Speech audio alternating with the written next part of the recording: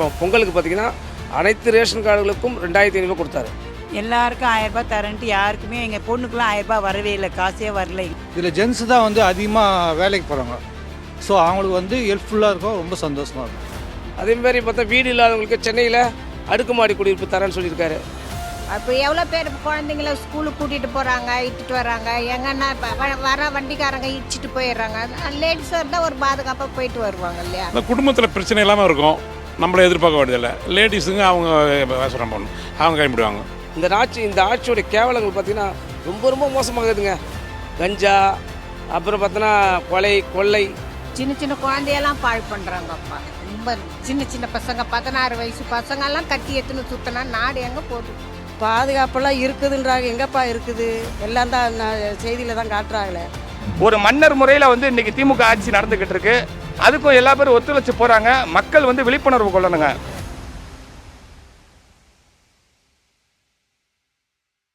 நாளை நிமிட நேயர்களுக்கு வணக்கம். தேர்தலுக்கு இன்னும் 2 மாதம் தான் இருக்குது. புரட்சித் தலைவி அம்மா போலவே அதிமுக பொதுச் செயலாளர் எடப்பாடியாரும் தேர்தல் பணியை முன்கூட்டியே தொடங்கிட்டாரு. தேர்தல் பிரச்சாரம், விருப்ப மனு, கூட்டணியை தொடர்ந்து இப்போ இதுதான் தேர்தல் வாக்குறுதினு சொல்கிற மாதிரி 5 முத்தான திட்டங்களை அறிவிச்சிருக்காரு. இந்த முதற்கட்ட தேர்தல் வாக்குறுதி மக்கள்கிட்ட எந்த அளவுக்கு வரவேற்பு பெற்றிருக்குன்னு வாங்க கேட்டு தெரிஞ்சுக்கலாம். சார், இப்போ எடப்பாடியார் வந்து முதற்கட்ட தேர்தல் வாக்குறுதி கொடுத்துருக்காங்க சார். இதில் வந்து குடும்பத்தினர் எல்லாருக்குமே வந்து 2000 ரூபாய் கொடுக்கப்படும் சொல்லியிருக்காங்க. அது எப்படி சார் பார்க்குறீங்க? உண்மையிலே சந்தோஷமான விஷயங்க. ஏன்னா முன்னாடி வந்து எடப்பாடியார் ஆட்சி இருக்கும்போது ரொம்ப சிறப்பாக இருந்தது. அவர் பார்த்திங்கன்னா எங்கள்லாம் கேட்காமையே இப்போ பெண்களுக்கு அந்த பொங்கலுக்கு பார்த்திங்கன்னா அனைத்து ரேஷன் கார்டுகளுக்கும் 2500 கொடுத்தாரு. அது ரொம்ப அருமையான திட்டம். அதை பார்த்து இவர் கூட பார்த்தோன்னா இப்போ இருக்கிற திமுக ஆட்சியில் பார்த்திங்கன்னா ஒரு 1000 ஃபஸ்ட்டு கொடுத்தாங்க. அடுத்த வருஷம் ஒன்றுமே இல்லை. இந்த வருஷம் பார்த்திங்கன்னா சும்மா எலெக்ஷன் வரதுனால ஒரு 3000 கொடுத்து கண் தொடர்பு பண்ணுறாங்க. ஆனால் எடப்பாடியார் ஆட்சி வந்து ரொம்ப அருமையான ஆட்சி. நான் ஒரு ஆள் தான் இருக்கிறேன், ஏதோ ஒன்று ஆகுது, செலவுக்கு ஆக போகுது, மருந்து வாங்க, ஏதோ வீட்டு செலவுக்கு ஏதோ ஒன்று பண்ணிக்கலாமே.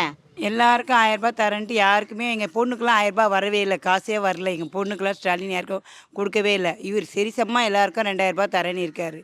கண்டிப்பாக கொடுப்பாரு. மாதம் 1000 ரூபாய் தரது வந்து அவங்க பாதி பேர் தான் வந்து பாதி பேருக்கு போய் சேரல. எங்கள் எடப்பாடி வந்தாருன்னா எல்லாருக்கும் சர்வீசமாக ரேஷன் கார்டு இருக்கிறவங்களுக்கு எல்லாருக்குமே மாதம் 2000 ரூபாய். அது ரொம்ப சந்தோஷமாக இருக்குது. வயசானவங்களுக்கு, உடம்பு சரியில்லாதவங்களுக்கு, குழந்தை வச்சுங்கிறவங்களுக்கு எல்லாருக்கும் யூஸ்ஃபுல்லாகும். பால் வாங்கிறதுக்கு, வேலைக்கு போக முடியாதவங்களுக்கு எவ்வளோ பேர் இருக்கிறாங்க. வேலைக்கு போகிறவங்க பாதி பேர், வீட்டில் இருக்கிறவங்க எவ்வளோ பேர் இருக்கோ அவங்களாம் யூஸ் ஆகும். முக்கால்வாசி மாத்திரை வாங்கிறதுக்கு யூஸ் ஆகும். எல்லாருக்குமே நோவு தான் வருது. இப்போ யாருக்கும் நோவு இல்லாமல் இருக்குது. 30-20 வயசுக்கு மேலே எல்லாருக்குமே நோவு வருது. அப்போ அவங்க எல்லாருக்குமே மாத்திரை வாங்கிறதுக்கு முக்கால்வாசி யூஸ் ஆகும். இன்றைக்கி வந்து பெண்கள்லாம் இலவச பேருந்து போகிறாங்க. இது பெண்களுக்கு மட்டும் இல்லை, வருகிற அதிமுக ஆட்சி வந்தால் ஆண்களும் இலவசமாக போகலான்னு சொல்லியிருக்காரு. மிக அருமையானது. ஆண்களுக்கு ஒரு முக்கியத்துவம் கொடுத்துருக்காரு. பெண்களுக்கு கொடுக்குற மாதிரி ஆண்களும் சம உரிமைன்ற மாதிரி ரொம்ப சிறப்பான திட்டம். நம்ம வயசானவங்களுக்கும் நல்ல ஒரு ஹெல்ப்பு தான். நாள் ஃப்ரீயாக போகிறதுக்கு நம்ம இப்போ வருமானம் வேறு இல்லை, இப்போ வயசாகி போச்சு. அதனால் நல்லா இதுதான், நல்ல ஒரு இதுதான். என்னை பொறுத்த வரைக்கும் நல்லா இது வரவேற்பேன். லேடிஸ் தான் வந்து கம்மியாக ஃபைன் பண்ணுறாங்க. இதில் ஜென்ஸு தான் வந்து அதிகமாக வேலைக்கு போகிறாங்க. ஸோ அவங்களுக்கு வந்து ஹெல்ப்ஃபுல்லாக இருக்கும், ரொம்ப சந்தோஷமாக இருக்கும். இவர் பெண்களுக்கு மட்டும்தான் சொன்னார், ஜென்ஸுங்கெல்லாம் பாவம் யாருக்குமே சொல்லலை. இவர் சரிசமாக தரேனாரு, எல்லாருக்கும் சந்தோஷம் தான், நல்லது தானே.